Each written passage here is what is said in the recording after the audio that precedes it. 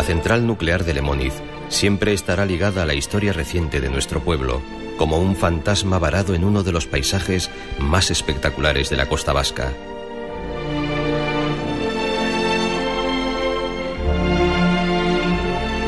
Una historia que ha quedado grabada a fuego en la memoria de todos los vascos. En los primeros años de la década de los 70, comienzan las obras con el llenado de la cala de Basordas para la instalación de 2 reactores nucleares. Los trabajos se inician a falta de algunos de los permisos de obras. En la construcción de este monumento energético se emplean 1000 toneladas de hierro y 200.000 metros cúbicos de hormigón armado. Lemóniz en ese momento, en los años 73-74, pues es una central que ya se está construyendo. Lemóniz pertenece a un grupo de 7, Lemóniz 1 y 2, Ascó 1 y 2, Almaraz 1 y 2 y Cofrentes, que son, bueno, lo que entonces llamábamos una segunda generación, que estaban todas en construcción. Algunas no tenían la autorización de construcción, pero bueno, el caso es que desde el punto de vista del proyecto estaban avanzadas, y claro, avanzadas, es decir, que nadie en esos años, 73-74, consideraba que fuera posible frenar las centrales que ya estaban avanzadas, que estaban en construcción. Esta central nuclear comenzó a construirse en 1972, 2 años antes de que fuera autorizada. Yo recuerdo, estando en Vizcaya, trabajando con mi empresa, que en marzo de 1974 recibió la autorización de construcción, pero desde luego se estaba construyendo. Ya se había iniciado la construcción y las ingenierías iban muy avanzadas y mi propia empresa pues ya había negociado y había contratado suministros de material electrónico, que era lo que llevo el asunto mío, ¿no? La verdad es que eso era corriente y normal, es decir, que las empresas, una vez que tenían el primer visto bueno, nunca han sido, la verdad yo diría que tampoco ahora, pero nunca han sido muy escrupulosas con la tramitación administrativa. Han considerado que las primeras autorizaciones o bendiciones son suficientes y que entonces ya el proyecto se convierte en irreversible, ¿no? Lo de los hechos consumados es una costumbre empresarial muy acentuada. Está situada a 15 kilómetros del Gran Bilbao y consta de 2 reactores de 930 megavatios cada uno, el primero de los cuales entrará en funcionamiento a finales de 1977. Yo vi ya la cala de Basordas encementada y cerrada, que está, como sabéis, como una presa, visto desde fuera es como, en fin, se cerró totalmente, entonces yo ya la he conocido así. No he conocido, salvo por fotos, la playa de Basordas, ¿no? El afán energético es el eje de la política del franquismo tras los duros años de la posguerra. En la década de los 50 la propaganda del dictador se hace eco de las inauguraciones de sus pantanos. A finales de los 60, el Estado franquista aprueba el primer plan energético nacional y opta por entrar en la era nuclear. La primera será la central de Zorita, en la provincia de Guadalajara, a la que seguirán Vandellós, en Castellón, y la central de Santa María de Garoña, en Burgos, en el límite con Álava, a escasos kilómetros de Vitoria-Gasteiz. Para el régimen de Franco, el desarrollo energético del país contempla 41 centrales nucleares. Curiosamente, una de ellas en pleno coto de Doñana. Para Euskal Herria se plantean 4 proyectos situados en Lemóniz, Deva, Eaispaster y Tudela. Lo que caracterizaba aquella situación fue la crisis energética del petróleo, que coincidió con todo esto, porque fue octubre de 1973. Entonces, eso tenía un doble filo. Por una parte, si el petróleo escaseaba, la energía nuclear se consideraba en su momento, que era la hora histórica de la energía nuclear. El modelo energético era distinto y entonces estaba de alguna manera dirigido por el gobierno, por decirlo de alguna forma, y entonces realmente en aquellos momentos la demanda de electricidad en este país no se correspondía con las previsiones que se habían hecho. Y por otra parte, como la crisis hizo caer todos los índices de consumo, es decir, que hubo crisis económica vinculada con la crisis energética, pues las necesidades de energía decayeron grandemente. Entonces ya no eran necesarios tampoco tantos proyectos energéticos y tampoco los nucleares. No hacía falta esa energía eléctrica en el sistema. Ahora nos habría venido muy bien el haber seguido con aquel plan de construcción de centrales nucleares. El tipo de central es de las llamadas de agua ligera, con diseño americano y patente Westinghouse. La misma empresa pretende instalar 2 centrales más en la costa vasca, una en Deva y la otra en Eaispaster, ambas a menos de 50 kilómetros de Lemóniz. Pero la verdad es que nosotros no nos enteramos de Lemóniz. Nosotros lo que vemos es que Iberdrola quiere hacer una central nuclear justamente aquí detrás, en la punta Endata, y se hace una movida, pues político, antes se llamaba ecologista, en fin, hay una movida en política muy extraña porque bajo el franquismo no se podía hacer grandes cosas y en torno a San Sebastián y en torno a Deva se forman unos grupos de personas que nos hacemos, digamos, propaganda, en fin, nos activamos. Me llegó la Gaceta del Norte ese día, es que lo conservo, sé que es el 19 de diciembre, y en la última página, en la contraportada, había un reportaje de José María Portel explicando qué pasaba por primera vez, explicando la inquietud pública de distintos pueblos en el País Vasco y Navarra con respecto a esos proyectos. Y yo que trabajaba en eso, pues para mí fue el choque, ¿no? Fue como una iluminación o como una epifanía, como, en fin, como la historia recoge en muchos casos. Quiero decir que yo se lo fui rumiando en los siguientes días y justo al final, vamos, en esa Navidad del 73, cuando además me encontré con un proyecto nuclear que iba para mi pueblo, me pareció que mi opción ya debía de estar clara y que era el momento de abandonar la tecnología nuclear. Nosotros tuvimos éxito, es decir, hacia el año 73 ese proyecto se para en la zona guipuzcoana y yo sinceramente no me entero nada que existían en Lemoniz paralelamente, porque no había conexión, que yo sepa, entre los grupos que se movían en Vizcaya y los grupos que nos movíamos en Guipúzcoa.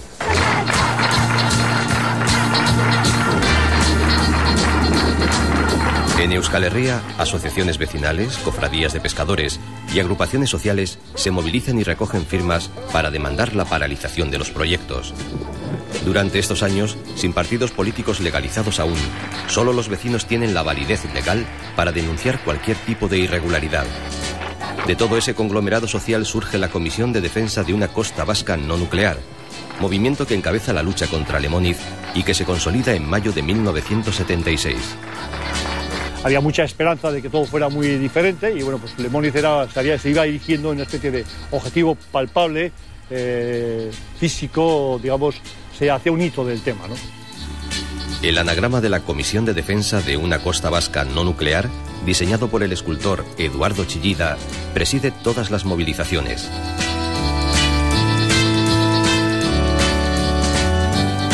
A finales de los 70, el rechazo a la central nuclear se hace patente con masivas manifestaciones populares.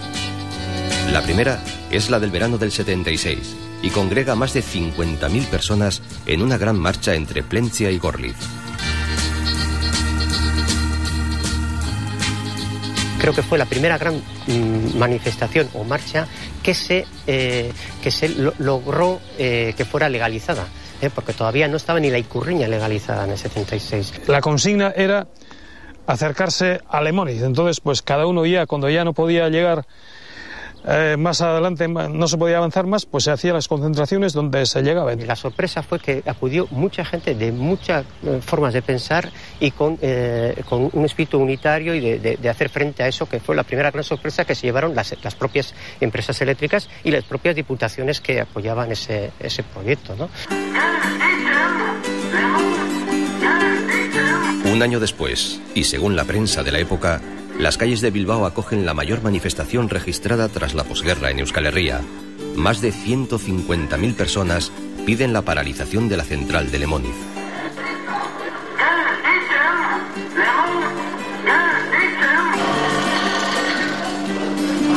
El 12 de marzo de 1978, miles de vascos se concentran de nuevo contra la energía nuclear. Bajo una intensa lluvia, columnas interminables de manifestantes se dirigen hasta las campas de la Troca en Lemoniz. A pesar de las protestas, las obras en la central nuclear continúan. No sé, yo no he visto una capacidad de movilización tan grande, por lo menos a nivel social y por un motivo así, laboral, social o lo que sea, a no ser pues otros motivos políticos como la Berry Union. No he visto yo reunirse tanta gente como en el asunto de Lemoniz. El rotundo título del cortometraje de Imanol Uribe es Contra la central nuclear de Lemoniz, lo dice todo. El director de cine plantea en 1976 la amenaza que para el equilibrio ecológico de Vizcaya puede suponer la puesta en marcha de la central. Tres amigos, uno de ellos era Javier Aguirre Sorobe, que fue quien hizo la fotografía, obviamente. Discutíamos sobre el tema, los pros y los contras del tema nuclear y de repente decidimos unas navidades irnos a pasar una semana de navidades a una casa que tenía mi amuma en Sucarrieta. Tanto los peces como las algas u otros organismos pasan después al ciclo alimenticio del hombre, con lo cual este puede quedar contaminado. Es un panfleto, o sea, y nosotros lo que queríamos hacer era un panfleto para dar un poco un aldabonazo, una conciencia a la gente. Quiero decir, era muy elemental. Con datos que se manejaban ya ya digo, no había pasado todavía lo de Chernobyl, pero se manejaban datos de accidentes nucleares o posibles consecuencias de los accidentes nucleares, era contraponer los dos elementos. Mira por un lado qué bonito es esto y mira lo que puede acabar pasando, ¿no? Hubo una época que la central nuclear se consideraba como el futuro realmente energético. No era cierto y paró hacia el año 75 en Estados Unidos y paró hacia los años 80 en Europa. O sea, hay un decalaje. Y bueno, pues el Lemoniz es de ese paquete, ¿no? Las circunstancias del Lemoniz, claro, tenían que ver también con el final del franquismo, con la gran movilidad política de la época y, bueno, pues con los problemas políticos propios del país. Pero bueno, yo diría que otras centrales nucleares también tenían esos problemas sin estar ligados a Francisco. En Europa había grandes movidas antinucleares en casi todos los países, ¿no?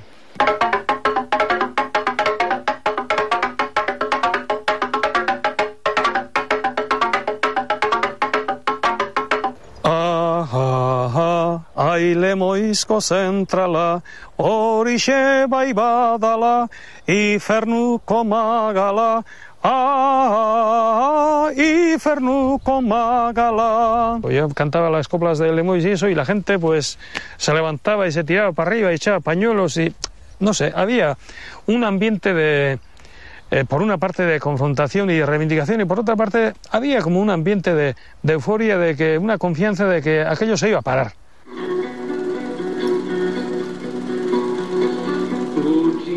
Las marchas populares hacia Lemoniz y los festivales contra la central salpican toda la geografía vasca.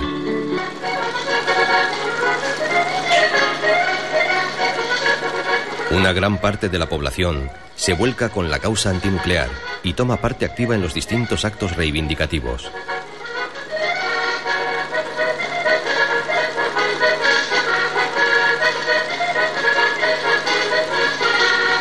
Hicimos lo que hubo que hacer, yo creo, es decir, trabajar mucho, ingeniárnosla, sacar tiempo, sacar dinero, en fin, todo con nuestros recursos y teniendo muy en cuenta que se nos vigilaba muy de cerca y que además era muy difícil expresarse en la prensa. Como parte del programa... Ya en el año 66, la propaganda franquista trataba de quitar hierro al posible peligro radiactivo. Fraga, por entonces ministro de Información y Turismo, se bañaba en la playa de Palomares tras la caída accidental de una bomba nuclear americana. El ministro y el embajador nos dicen adiós al salir del agua.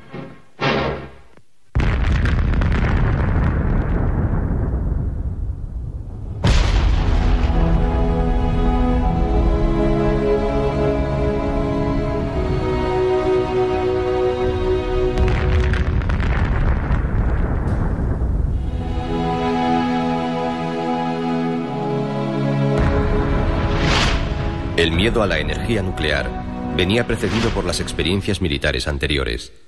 El 6 de agosto de 1945, el ejército americano lanzaba la primera bomba atómica sobre Hiroshima.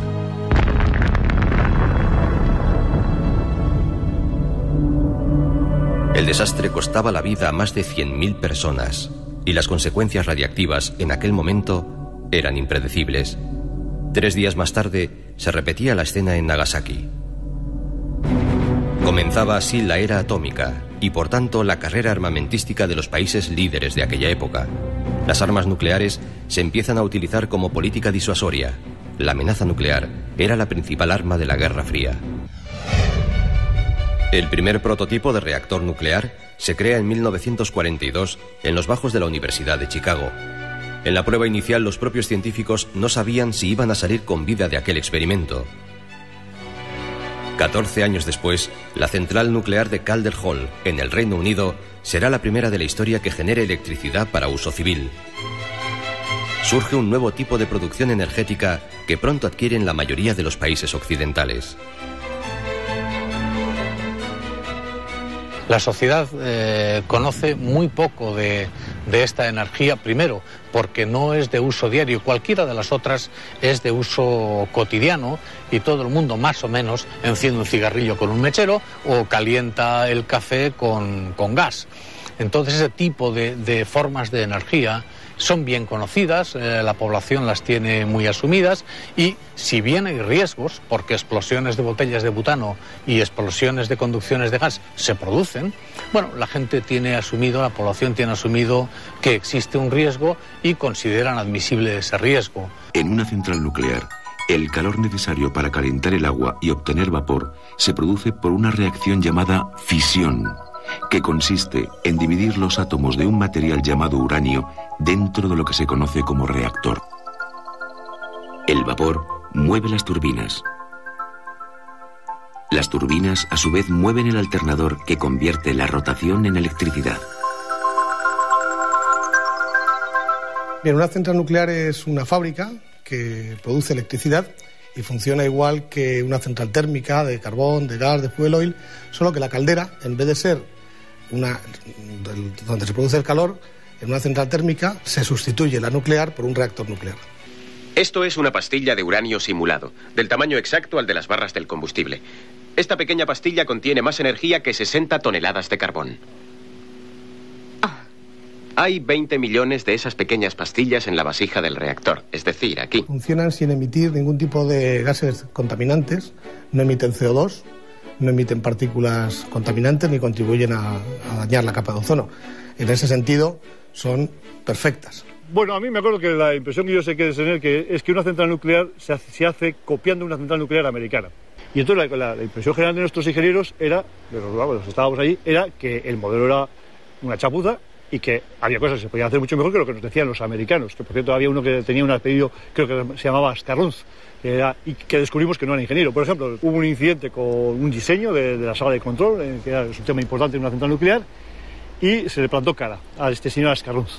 Y en un momento determinado se habló de grados Celsius y grados Fahrenheit. Empiezas a discutir de una tontería, empiezas a hablar de cálculo diferencial, y entonces el tío termina confesando que él no es ingeniero. Dice, pues tú no eres ingeniero. No. ¿Qué es usted? Era lo que llamaríamos aquí un profesional, desde un FP2, que en Estados Unidos pueden llegar a llamarse ingenieros, pero que no tiene que ver con una ingeniería de aquí. El proceso es este. Cuando el núcleo se pone en funcionamiento, es decir, cuando se activa, se sacan las barras de control. Sin ellas, el combustible nuclear provoca una reacción en cadena que produce una gran cantidad de calor, que hace hervir el agua, que se convierte en vapor, que mueve la turbina, que mueve el generador, que a su vez produce la electricidad. La primera, que arrancó en el año 50 y tantos, la central de Shippingport, tiene ya una experiencia de operación suficientemente larga como para poder decir que los riesgos derivados de la generación nuclear de energía son extraordinariamente reducidos, por ser más preciso y no decir que son prácticamente nulos. Nadie se ha creído que fueran seguras, nadie se ha creído que por lo menos tan seguras como se decía o como decía la propaganda, y luego realmente los accidentes que ha habido, pues algunos han sido elementales. El accidente de Browns Ferry fue un trabajador que para ver si había un escape en un sistema neumático, en un sistema de control neumático, pues para ver si había una fuga, encendió una cerilla debajo de la sala de mandos de la central, y esa cerilla provocó un incendio en todo el cableado y la central hubo que pararla in extremis. Faltó un pelo para que sucediera el accidente loca.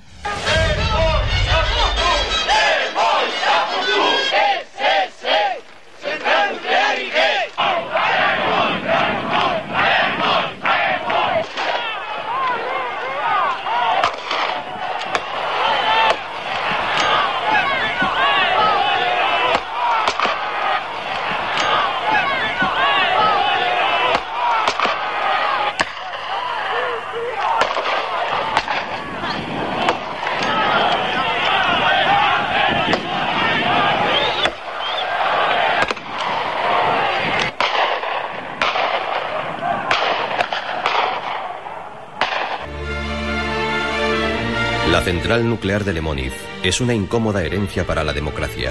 Esta es precisamente una de las primeras cuestiones a las que tendrá que hacer frente el Consejo General Vasco. Labor que acomete también el primer Parlamento vasco en su comisión especial de encuesta sobre la central nuclear de Lemoniz. Las fuerzas políticas, recién legalizadas, muestran posturas encontradas en torno a este controvertido asunto. ¿Central nuclear y qué? El pueblo, el único que tiene derecho a juzgar, ha emitido ya su fallo. Este es un pleito terminado. Realmente el asunto no tenía ni pies ni cabeza. Era un proyecto que habría resultado controvertible, como lo son hoy en cualquier lugar, pero sobre todo ubicado en donde está ubicado, pues efectivamente era más que controvertible. Era algo que saltaba a la vista que estaba hecho y sobre todo estaba mal hecho desde sus orígenes. Y casi todos los políticos representantes de entonces eran contrarios a Lemoniz, y cuanto más cerca, por supuesto, en Munguía, yo me acuerdo, en Urduliz, de Sopelana, todos estaban en contra. Alguien nos decía que no había petróleo. No hay petróleo, yo sé. Decían que había mucho uranio. Hay mucho menos uranio que petróleo. Eso la gente lo sabe, pero hay muchísimo menos uranio que petróleo. No sé, pues la gente, ya digo, es que se hablaba de o esto o las velas, hombre. En ese contexto, pues hay gente que lógicamente creía a los líderes que decían eso. Es decir, tampoco la gente no tiene por qué ser experta en tecnología, ¿no? Yo, hablo de mí, ¿no? A Julio Guerra. Julio Guerra era un ingeniero. Era un gran ingeniero, un gran patriota. Éramos partidarios de Lemoniz. Nosotros veíamos que en Francia se iban implantando centrales nucleares a toda máquina. Nosotros no teníamos, si se hacía debidamente la central, no temíamos a consecuencias o de explosiones o de radiaciones y demás. Estudiamos bien el tema. Había incluso alguno nuestro que estuvo en el origen del proyecto. ETA, en su famoso libro blanco, habla de las centrales nucleares en Euskadi como base de una determinada independencia energética. No estar el Ebro y del Duero a que te corten así. Parece un poco de ficción, ¿no? Pero era así.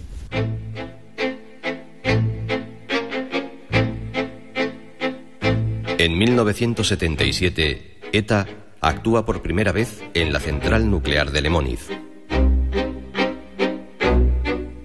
Aquella mañana del 18 de diciembre, un comando lleva a cabo un asalto contra el puesto de la Guardia Civil, abre fuego y lanza varias granadas. Una pareja de la Benemérita repele la agresión y alcanza a uno de los asaltantes. David Álvarez Peña, vecino de Gorliz, es trasladado al hospital de Basurto con pronóstico grave, entra en coma y muere 2 meses después.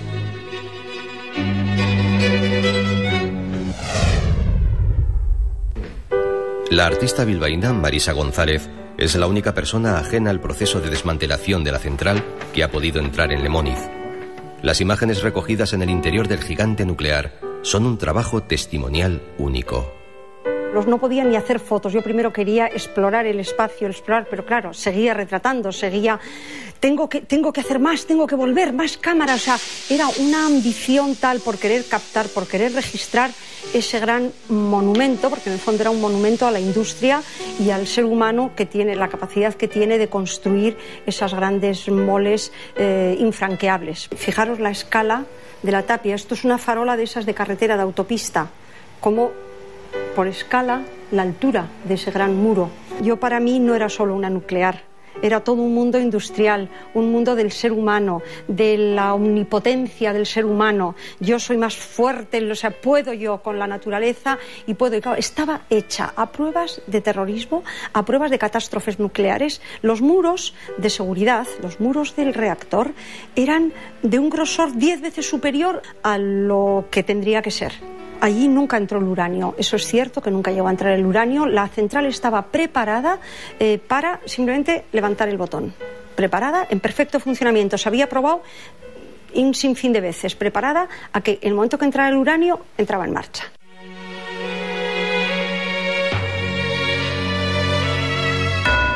A primera hora de la tarde del 17 de marzo de 1978, ETA avisa a una radio local de la colocación de una bomba en las instalaciones de la central nuclear de Lemoniz. Momentos más tarde, explotan los 10 kilos de goma 2 colocados en uno de los generadores del reactor. Alberto Negro, portugalujo de 41 años, y Andrés Guerra, natural de Burgos de 28, mueren en el atentado. 14 de sus compañeros resultan heridos. Este es el primer atentado de ETA con víctimas mortales en el recinto de la central.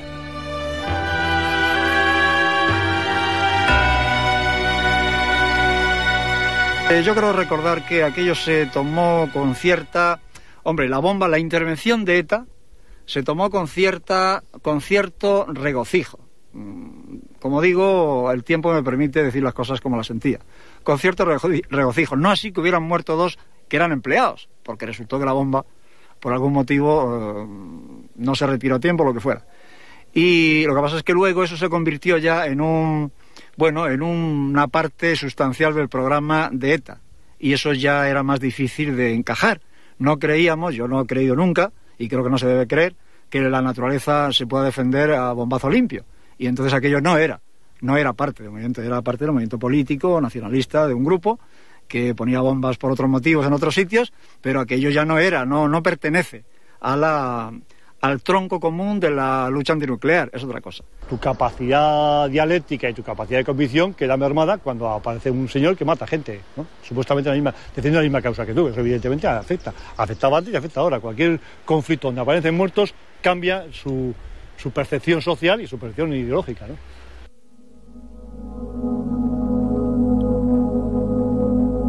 Hasta finales de los 70 nadie pone en duda la seguridad de las centrales nucleares, cuando tiene lugar el primer accidente grave de la historia. Es en la central de 3 Mile Island, cercana a la localidad americana de Harrisburg.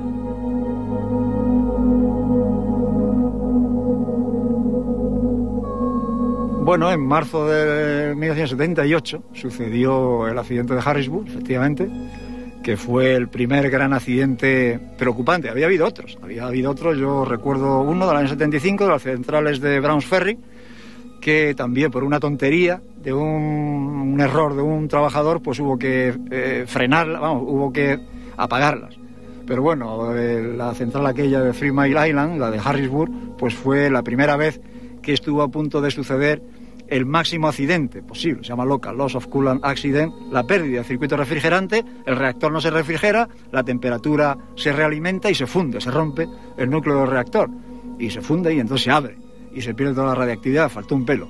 Allí se produjo la fusión del núcleo, el accidente más grave que puede ocurrir, se fundió el núcleo del reactor, pero todos los productos de fisión y toda la radiación se quedó contenida dentro del recinto de contención. El único perjudicado fue la empresa propietaria de esa central, porque esa central no ha vuelto a funcionar.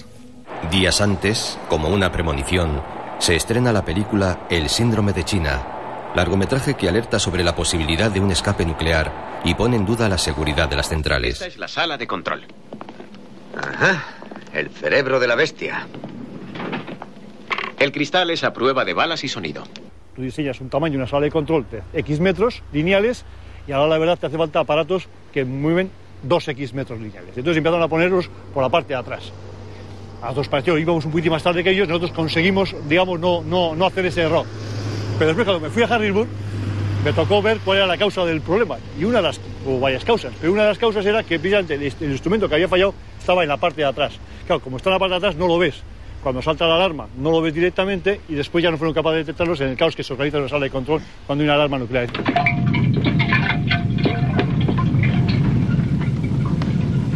¿Qué es eso? Parece un terremoto.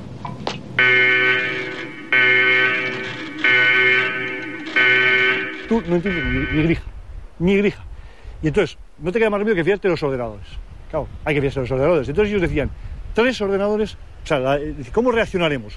Poniendo 3 ordenadores en paralelo, 2 mandan, o sea, 2 contra 1 mandan, y lo que digan ellos, adelante.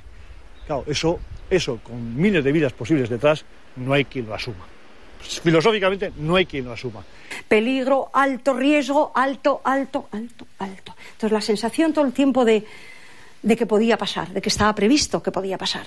Esa sensación era muy angustiosa por otro lado. Alinead las válvulas para que la turbina entre en el engranaje. Que apague alguien esa maldita alarma. Gracias. No sé cómo esperan que se puedan dar órdenes con ese escándalo. De hecho, en un informe de Carter que se hizo sobre el tema nuclear, a consecuencia de este informe, se llegó todavía más allí. Era tan evidente que un operador no puede responder ante una central nuclear que propusieron, no se aprobó, pero fijaros qué cosa más significativa.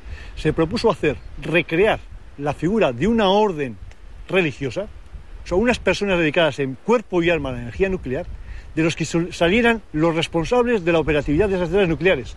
Gente que no tuviera niños, ni mujeres, ni nada, porque su vida tiene que estar dedicada a controlar al monstruo. Porque como vayas tú mal dormido, con regla, con un poco de fiebre, encabronado, y de repente a las 4 de la madrugada, porque estas cosas siempre pasan a las 4 de la madrugada, empieza a ser algo, eres incapaz de seguir. Un fallo en el sistema de refrigeración del reactor, debido a un error técnico o humano, produciría la expulsión al exterior de la radioactividad contenida. Las consecuencias de este accidente equivaldrían a la acción de una bomba atómica, excluidos sus efectos térmico y expansivo, y la distancia a considerar podría abarcar los 160 kilómetros. En las discusiones con ingenieros y con científicos pronucleares, cuando se hablaba del máximo accidente posible, y se citaba el accidente Loca, claro, ellos decían, pero esto no pasa nunca, porque claro, la probabilidad es remotísima. Nosotros decíamos, bueno, pues eso de remoto habría que verlo. Cuando sucedió lo de Harrisburg, vimos que la idea de remoto o de extremadamente improbable, pues es muy relativa. Ya nos había pasado lo de Harrisburg, faltó un pelo para que sucediera ese accidente tan remoto, que estaba previsto que fuera tan remoto. Y luego con Chernobyl sucedió lo que iba a ser casi imposible, pero sucedió. Estas trágicas imágenes dan la vuelta al mundo en abril de 1986. Tras una enorme explosión, uno de los reactores de la central nuclear de Chernóbil queda al aire. Inmediatamente la nube radiactiva liberada se extiende en un primer momento por todo el norte de Europa y en los días posteriores por todo el planeta. En aquel nefasto escape radiactivo mueren directamente más de 30 trabajadores de la central. Las autoridades soviéticas de la época trasladan forzosamente a 135.000 personas evacuadas en un radio de 1.600 kilómetros. Bueno, el accidente de Chernóbil, el desgraciado accidente de Chernóbil, se produjo en parte por aspectos tecnológicos. Esas centrales no tienen recinto de contención, y en parte por el modelo socioeconómico que en aquel momento había en la Unión Soviética. ¿Que Chernóbil es otro tipo de tecnología? Bueno, pues mira, como la diferencia que puede hacer entre un Volvo y un Volkswagen. Sí, son coches diferentes, pero todos funcionan con los mismos principios. Y sobre todo, todos son suficientemente complejos porque como la mente humana no pueda estar segura de que nos va a controlar. En Chernóbil se estaba realizando una prueba que no se debía realizar en contra de la opinión de los técnicos. Y la prueba se llevó a cabo y dio lugar al desgraciado accidente. Nunca en la humanidad ha tenido posibilidad de hacer tanto daño con un accidente. Eso es lo que no se termina de entender por los defensores de la energía nuclear, que no es un accidente, es una cosa de otra naturaleza. Y eso, claro, eso ya es filosofía, ya no es tecnología. Se puede asumir esos costes enormes por una supuesta tecnología que al final, como se ve, pues hombre, es necesaria. Es una de las muchas que hay. Tras un año de manifestaciones contra Lemoniz, Tudela es elegida para celebrar una nueva concentración, coincidiendo con el Día Internacional de Acción contra la Energía Nuclear. Los comités ecologistas de Euskal Herria organizan actos reivindicativos para todo un fin de semana.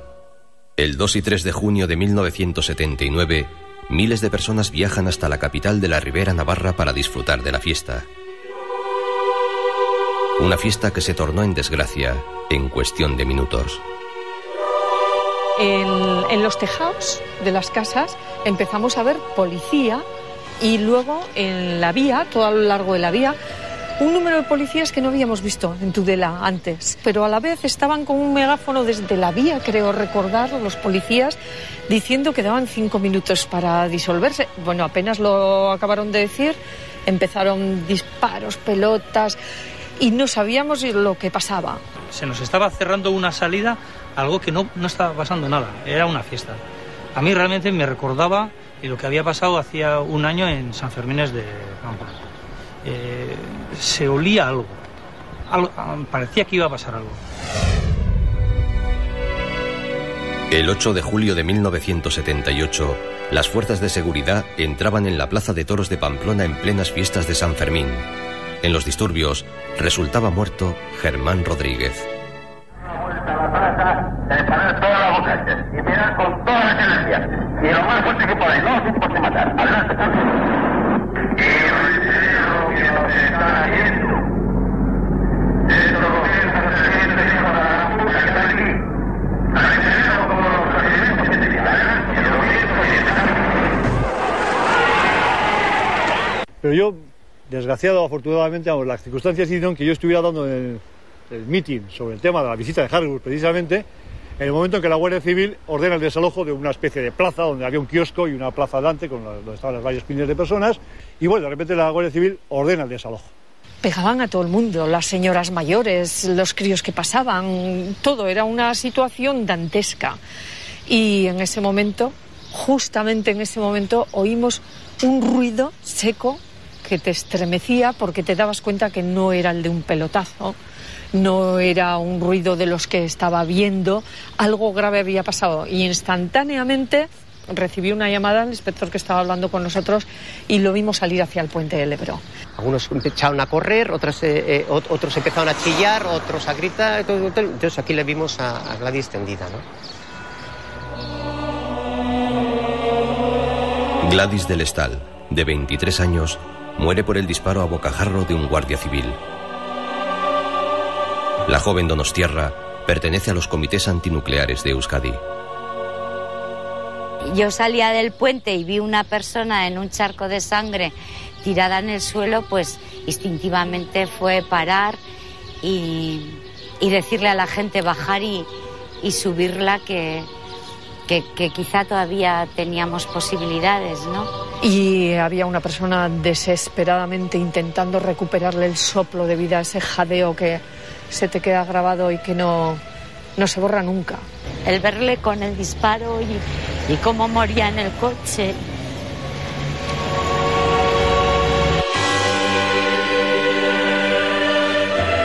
Las protestas por la muerte de Gladys son masivas en toda Euskal Herria. Hombre, aquello, como es lógico, encendió más la mecha de una situación ya explosiva. Y naturalmente nos indignó porque se correspondía con métodos de actuación policial propios de una época como la que estábamos dejando atrás de la dictadura, ¿no? De manera que una manifestación pacífica acabe con un muerto a tiros, pues realmente era echar agua a la gasolina, ¿no? La posibilidad de que se produzcan movimientos sísmicos que afecten a la central o que en determinado momento ésta sea el objeto de acciones terroristas confieren a los habitantes de la zona una característica psicológica común: el terror nuclear.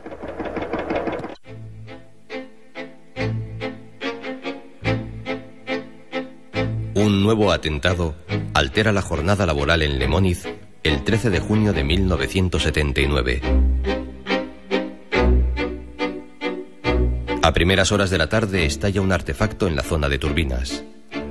Es el segundo atentado de ETA en las instalaciones de la central nuclear. 2 llamadas de teléfono avisan de la colocación de un explosivo que alcanza de lleno a Ángel Baños Espada. El trabajador fallece en el acto. La explosión de artefactos y las incursiones de comandos etarras en la central nuclear generan una situación de incertidumbre entre los trabajadores. Se refuerzan las medidas de seguridad en torno a las instalaciones. La central se convierte en un verdadero fortín. Las alambradas, puestos de vigilancia y cámaras de seguridad controlan todos los movimientos. Los montes de alrededor estaban llenos de casetas con miras y objetivos de puestos de control. Y había un cuartel de la Guardia Civil también, que ahí no pude entrar. El paisaje alambrado, el paisaje, el acantilado maravilloso con el mar, el contraste de la naturaleza y el control humano. No podía ir a Baquio sin que te parara la Guardia Civil y te dijera: tiene usted tales minutos, prohibido pararse, prohibido hacer fotos, y tiene usted de este punto de control al otro punto de control que encontrará al otro lado, tiene usted tales minutos. Y allí se le recibirá. Entonces, esto ha estado funcionando hasta los años 90. O sea, toda la gente de Plencia y de Baquio reconocen aquello como algo aterrador, como algo aterrador. Hoy en día, por entre estos vallados y sistemas de seguridad, se cuelan los surfistas. Los aficionados a este deporte salvan el abrupto acantilado en busca de la que conocen como Ola La Central, una de las mejores olas para practicar bodyboard.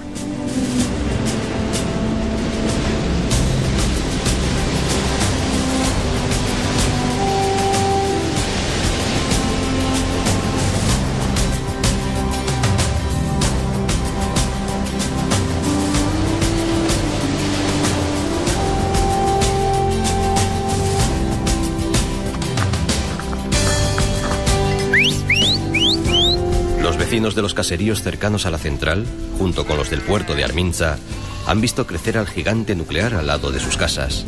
Han sido testigos directos de su historia y han vivido de cerca todo lo ocurrido en este paraje que ellos conocen como la Cala de Basordas. Cercaron la entrada de la bahía, ahí hacía una bahía. El muelle, pues ahora, como este muelle cerrado, esto no entra el agua para adentro. Pues una playa preciosa, que venía mucha gente. Una playa muy grande no hay. Grande no, pero buena playa, se pescaba mucho. Nécora, ahí bajaba siempre, cogían, la gente era...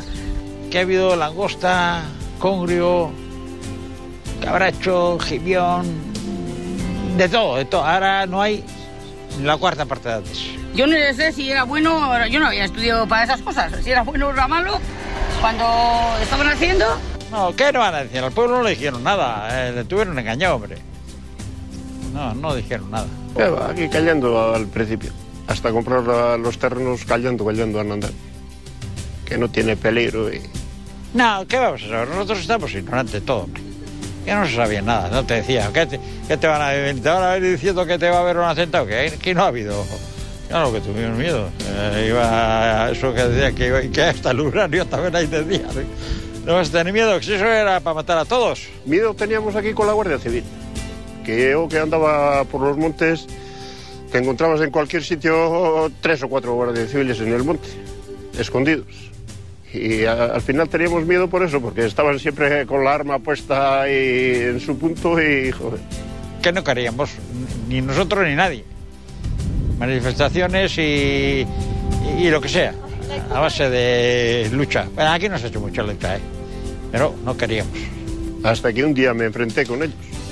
Les dije, si tienen alguna duda sobre mí, que vengan a registrar la casa o lo que sea, que no puedo andar yo a punta del cañón. Todos los días que salgo, todas las veces que salgo y entro. Antes han dicho que no hacen, ahora dicen que van a hacer otra cosa, pues no sé. El establecimiento de una central nuclear presupone un cambio radical en la agricultura, la pesca o el turismo del entorno.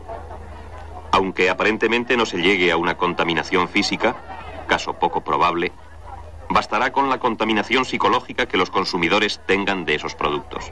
En general la gente, cuanto más cerca, más preocupada, como es obvio, ¿no? Hay una cosa muy simple. Los seguros no admiten seguros de responsabilidad civil frente a una central nuclear. Por algo se da, ¿no? Entonces, claro, si tú vives al lado de alguien que no tiene seguros para responder frente a tus daños, quiere decir que algo pasa. Pues en torno a los emplazamientos actuales de las centrales nucleares, la población está bastante de acuerdo con las centrales existentes. Entonces yo creo que si se hacen nuevas centrales, que se harán en España, se harán en los emplazamientos actualmente existentes. Donde ya hay una central nuclear, se construirá otra. Una central nuclear, per se, yo creo que eso ya ni siquiera los ingenieros más fieles lo dicen y lo sostienen. Una central nuclear per se no es segura, per se es insegura. En aquella época se decía que la energía nuclear no había matado a nadie. Había un anuncio de Iberdrola que decía que por 10 millones de pesetas pagaba 10 millones de pesetas a quien encontrara un solo muerto atribuible a la energía nuclear. Te juro que he estado buscando el anuncio para presentar la demanda, porque claro, después de Chernóbil me dirían que eso era antes de... Pero bueno, ahí está, ¿no? En aquellos años, el símbolo antinuclear estaba en todos los rincones. Creado en 1975 por los movimientos antinucleares daneses, se popularizó en Euskal Herria en la década de los 80. ¿Quién no recuerda el sonriente sol pegado en coches, carpetas escolares o en la mismísima cumbre del Everest en 1980 junto a la Ikurriña? Por aquella época, también eran habituales jornadas de caceroladas y apagones. Se decide no pagar, te cortaban. Y entonces había un equipo de electricistas que se encargaba de volver a empalmar la toma de luz. Te quitaba primero el contador, luego te iba retirando pues metros de cable. Esto es la tapa, la puerta del reactor, del acceso al reactor, la puerta que luego se precintaría insalvable, inviolable. En esa puerta estaba escrito esto, Au Paraleti, año del doblete. Yo no había visto ese con el escudo. Esto parece la entrada a un submarino, pero es la entrada al reactor. La sala del reactor, donde tenía que haber estado el uranio, no tenía acceso desde el exterior. Para desmantelarlo pusieron una escalera de mecanotubo, pero si no, nada más se podía entrar por dentro con puertas como las de los submarinos, con cámaras intermedias hasta la otra puerta. O sea, dos puertas de acceso con una cámara intermedia para entrar al reactor. Una vez que hubieran terminado de construirse, esa puerta, ese ojo, tenía una puerta interior que se hubiera cerrado y sellado ya de por vida. El tiempo ha decantado la realidad en un determinado sentido. El riesgo realmente no existe. El accidente tampoco existe. Me vas a hablar seguidamente del accidente de Chernóbil, pero no es este nuestro caso.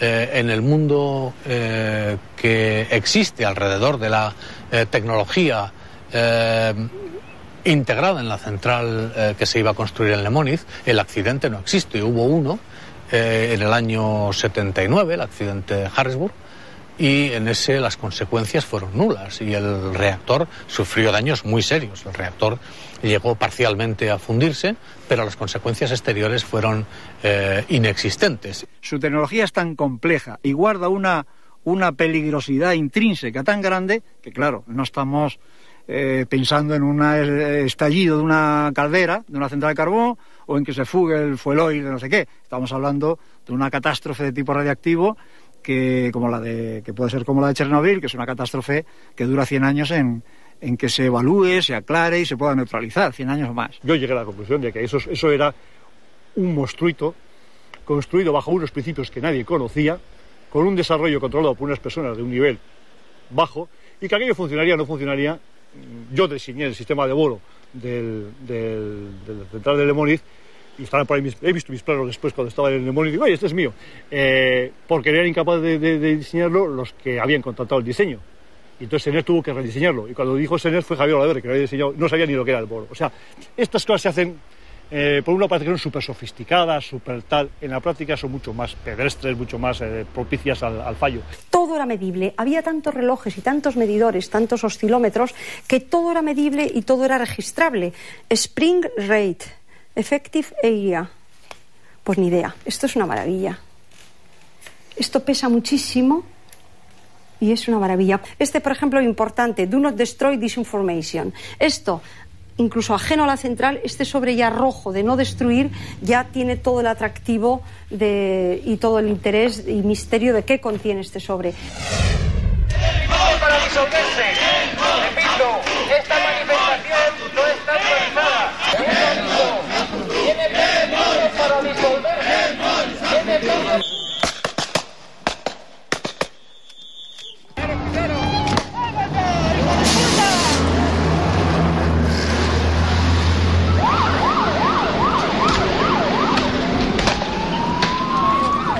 ¡En medio, joder!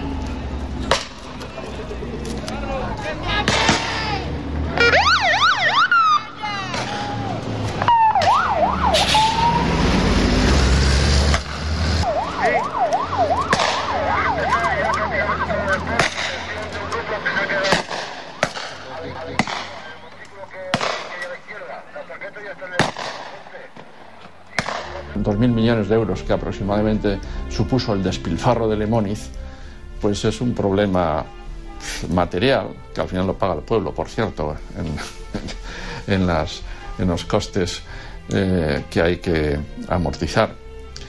Pero las muertes esas son irreversibles, de manera que de toda aquella historia y aquella tragedia, la tragedia fueron las personas que perdieron la vida. 1981 es un año decisivo en la historia de la central de Lemóniz. Ante los rumores de la inminente llegada del uranio y la puesta en marcha del reactor, se intensifican los atentados. Que mi primera visita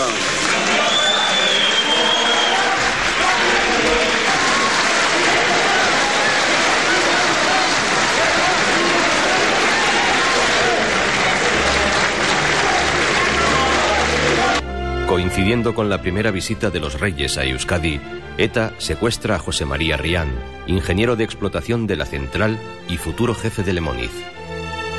Sus secuestradores lanzan un ultimátum y exigen la demolición de la central nuclear en el plazo de una semana. Hay una gran movilización popular también, porque el impacto emocional en la población fue terrible. Los objetivos de ETA pues estaban bien medidos. Primero eran bombas más o menos discrecionales en lugares que pudieran afectar a la central, pero sin más. Y luego fue el secuestro y muerte, pues claro. El secuestro de estos dos ingenieros se planteaba así: si no desmanteláis la central de Le Moniz, los matamos. Evidentemente era imposible desmantelar la central de Le Moniz, ni había voluntad ni hubiera sido posible, ¿no? La mujer del ingeniero, con sus 5 hijos, hace un dramático llamamiento en los medios de comunicación para pedir la liberación de su marido.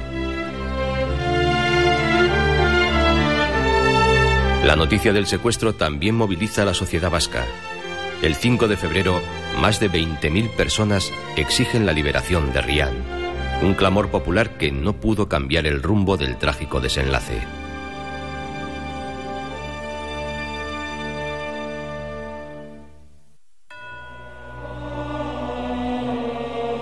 A las 12 menos cuarto de la noche de ayer fue encontrado el cadáver del ingeniero de la central nuclear de Le Moniz, José María Rian Estrada, que había sido secuestrado por ETA militar una semana antes. La organización armada había difundido un comunicado en el que se decía que Rian había sido juzgado por un tribunal popular que le había condenado a muerte.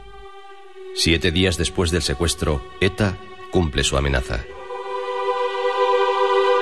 Sobre todo el desenlace fue desalentador. Y yo lo que recuerdo sobre todo es a Rian. Ya no le conocía personalmente, ni a él ni a Pascual en su día, pero claro, las manifestaciones, los avances o retrocesos de las tesis de unos y otros, eso son cosas que el viento y el tiempo se los llevan, pero esas personas podían estar hoy aquí con nosotros vivas, y eso es lo que debiéramos pensar. El ingeniero es el último responsable de las decisiones. Los ingenieros, si en algo se caracterizan, es en que pinchan y cortan muy poco en las empresas. En las empresas mandan los juristas, mandan los economistas y mandan los directivos, pero un ingeniero responsable de una obra, de una instalación o de un departamento, pues la verdad es que no. Aquello fue sencillamente pues para intimidar a los demás ingenieros, de modo que entonces aquello yo por mi parte pues lo condené desde que lo supe, y cuando tuve ocasión de hacerlo desde televisión también lo hice, claro, y lo sigo condenando. Tras los funerales, multitudinarias movilizaciones congregan a más de 200.000 personas que literalmente se echan a la calle, y se convoca la primera huelga general en Euskadi contra ETA. Y hubo una macro manifestación en Donosti que parecía que aquello iba a ser el fin de todo y que ETA estaba absolutamente acorralada, etcétera. Y 2 semanas después fue el 23F, con lo cual, o sea, pasó absolutamente lo contrario. El clima crispado se tensa aún más en los posteriores días. Salta la noticia de la muerte de Joseba Arregui a consecuencia de las torturas sufridas en dependencias policiales. Arregui había sido detenido por la policía días antes como presunto miembro de ETA. ¡Quieto todo el mundo!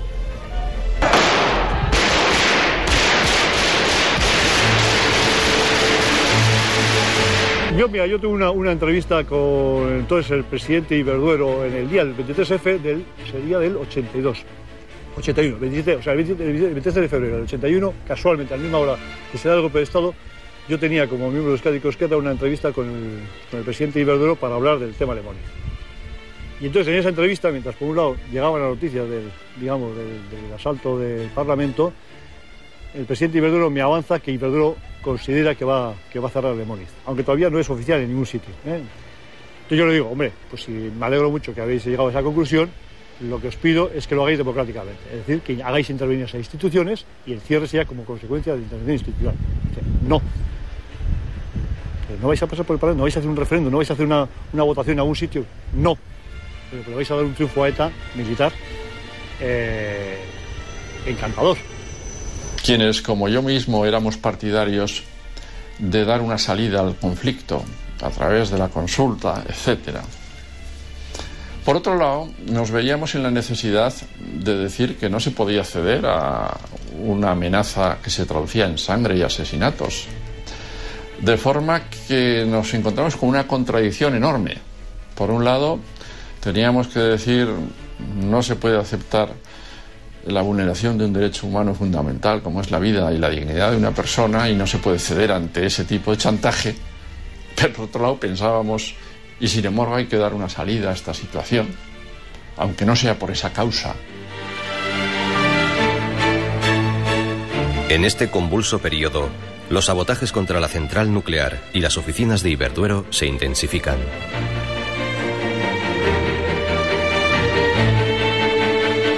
El 17 de marzo de 1981, tras una llamada de ETA, aparece el cadáver de Mario Álvarez Peña. Muere mientras manipula un artefacto. Mario era hermano de David Álvarez Peña, fallecido 2 años antes en un enfrentamiento con la Guardia Civil en la propia central nuclear. En aquel año, si no recuerdo mal, se produjo un promedio de una muerte cada 2 días por atentado. Eso da una idea del dramatismo de la situación.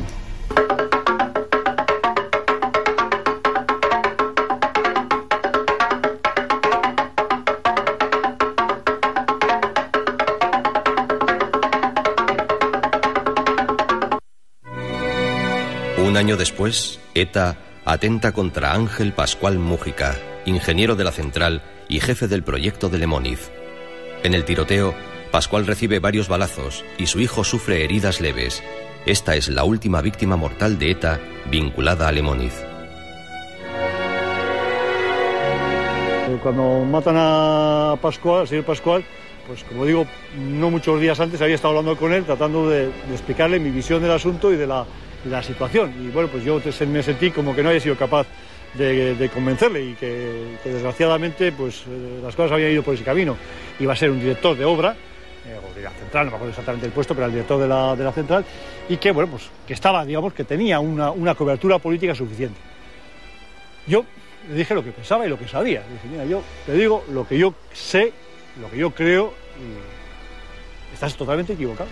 Esto va a frenar y no a arrancar. Y aquí no hay cobertura, sino derrota. Y colocarse en el medio sin saberlo me parece ingenuo. En fin, yo entiendo que tú sospeches de mí. O sea, que somos bien, de acuerdo, yo te digo lo que sé porque es mi obligación. Él me atendió, yo le expliqué. Estuvimos hablando por la típica media hora, 1 hora, y yo me fui. No tuve éxitos, evidentemente, y claro, después cuando al poco tiempo lo matan, dices, ¿qué tenía que haber hecho yo? Pues no sé, ¿podía haber hecho algo más? No lo sé. Tampoco, en fin... pero como has participado en una cosa así, pues te queda siempre una sensación personal, pues, de que algo más siempre se podría haber hecho, probablemente. Las condiciones en que estamos viviendo en los últimos años nos han conducido a una situación familiar, personal y profesional insoportable. Nos ponemos a su disposición para que nos asigne a otros puestos de trabajo, puesto que es nuestro deseo seguir siendo útiles a la empresa. Al clima de inseguridad que viven los trabajadores se suma la incertidumbre laboral que vive toda la plantilla. Su futuro está en juego. En mayo de 1982, la empresa suspende provisionalmente los contratos de ejecución de la obra. Ese verano comienzan las movilizaciones y concentraciones en defensa de los puestos de trabajo. Y todo eso hizo que, bueno, entre las cosas, que nadie quisiera trabajar allí y que ningún ingeniero quisiera ser el jefe de la obra.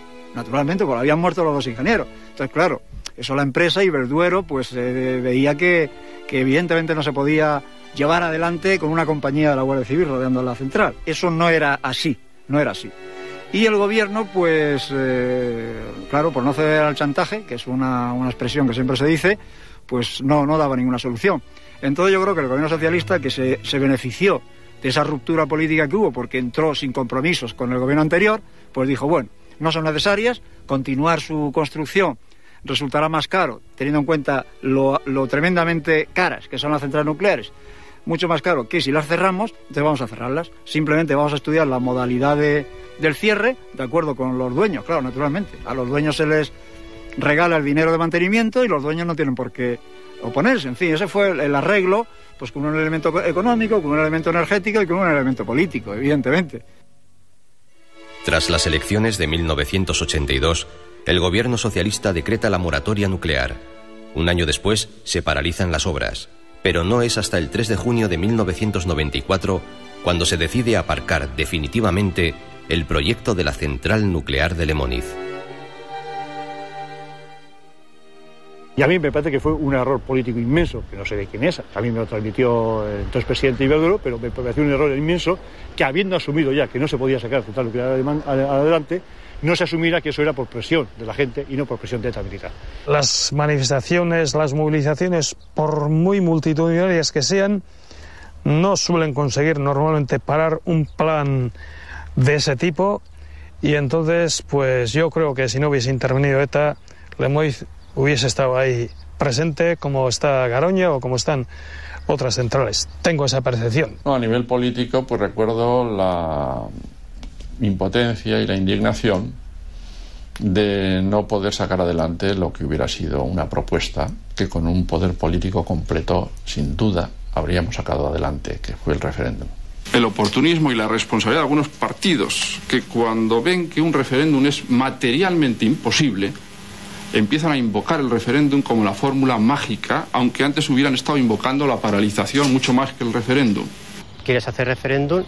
Vamos a hacerlo todas partes de forma libre, que mientras no se siga construyendo la central nuclear para que luego digan, no, está hecho y ya me puedes ver a mí preguntar lo que quieras, ¿no? Paraliza la central, da información y que la gente decida.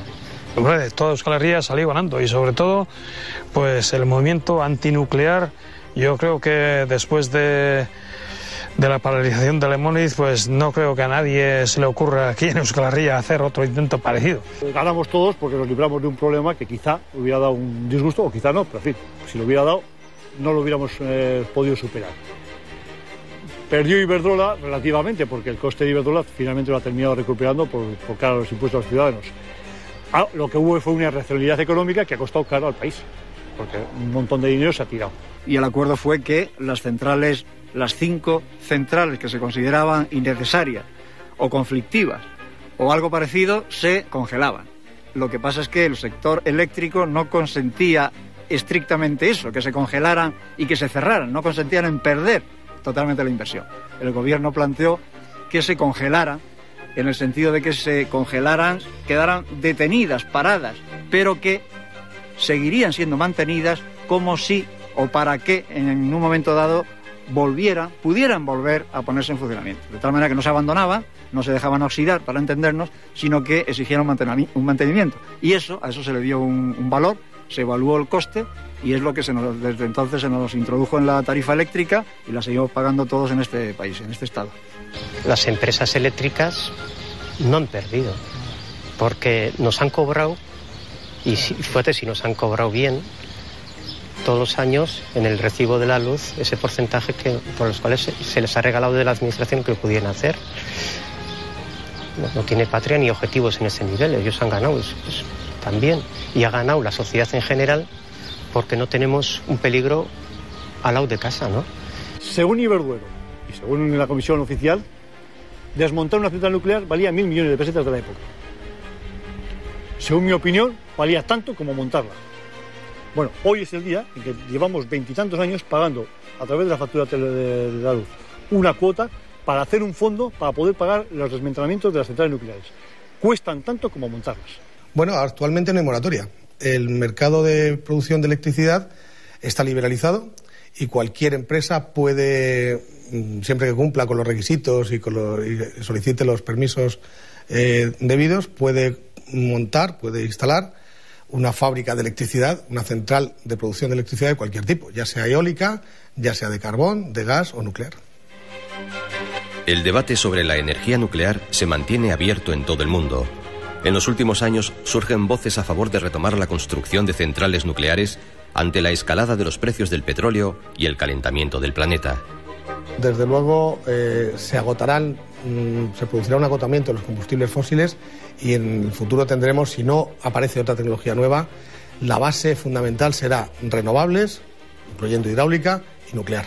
Yo no creo que nadie reactive el programa nuclear en bastantes años, y al decir años me refiero por lo menos una generación de 25 años, mientras quede vivo el recuerdo de lo que se hizo y los desastres nucleares que ha habido en varias partes del mundo. De modo que yo no, ahora mismo la energía nuclear ha perdido interés. Es necesario tener nuevas centrales nucleares. En nuestro entorno ya Francia y Finlandia están construyendo nuevas centrales nucleares. Todas estas centrales de uranio, de combustible fósil, son un error físico. Se ven enfrentados a una limitación de la naturaleza, que son las leyes de la termodinámica, que impiden que los rendimientos superen más del 32-33%. Por lo tanto, el 67% se pierden en calor al ambiente, en calor al medio que refrigera, el embalse o el mar, y se pierde tontamente, de tal manera que son altamente ineficientes desde el punto de vista energético. El petróleo sigue subiendo y no tiene cara de que vaya a bajar, y las centrales nucleares producen 1 kilovatio hora barato, económico, y además no producen emisiones de CO2, y nos reduce también la factura de los costes del protocolo de Kioto, que se estiman en varios cientos de millones de euros al año. En la construcción de Lemóniz se extrajeron más de 2 millones de metros cúbicos de roca. El coste total ascendió a 35.000 millones de pesetas de la época. Su cierre supuso un gasto de casi 1 billón de las antiguas pesetas. Muchos han sido los proyectos para reconvertir la central, entre ellos el conocido como Atlántida para crear un parque temático de la ciencia y la tecnología, o su posible reorientación hacia una central eléctrica de gas de ciclo combinado.